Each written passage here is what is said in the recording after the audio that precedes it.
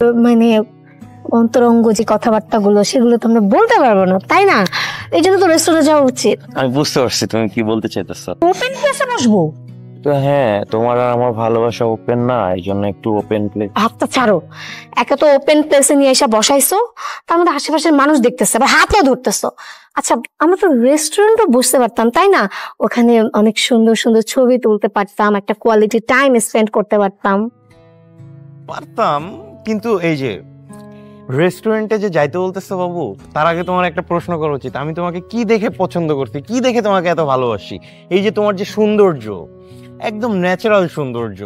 এই যে দেখো এখানে যে ফুল, কত ন্যাচারাল। আমি তোমাকে সবসময় ন্যাচারাল ভিতরে রাখতে চাই, বুঝছো? আমার খুব ভালো লাগে। কিন্তু আমরা তো বাইরে বসে তো আর অন্তরঙ্গ যে কথাবার্তাগুলো সেগুলো তো আমরা বলতে পারবো না, তাই না? এই জন্য তো রেস্টুরেন্টে যাওয়া উচিত। আমি বুঝতে পারছি তুমি কি বলতে চাইতেছো।